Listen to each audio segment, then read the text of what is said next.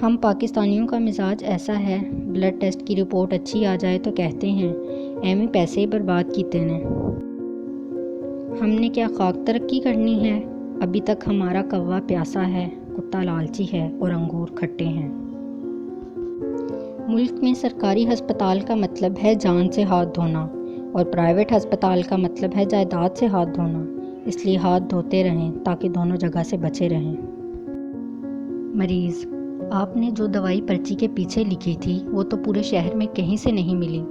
فیصل آبادی ڈاکٹر: لو دسو، اوے ماما ہوتے میں پین چلا کے ویکھیا سی کہ لکھدا ہے کہ نہیں۔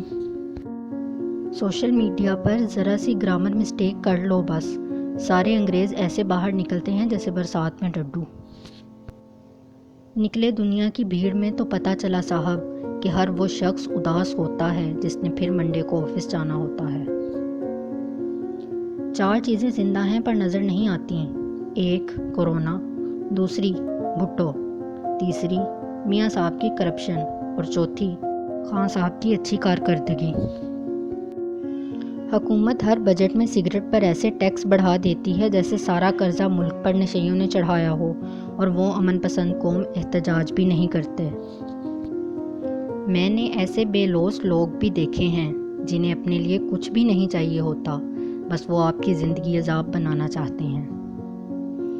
چاقو، خنجر، تیر اور تلوار لڑ رہے تھے کہ کون گہرا زخم دیتا ہے، الفاظ پیچھے بیٹھے مسکرا رہے تھے۔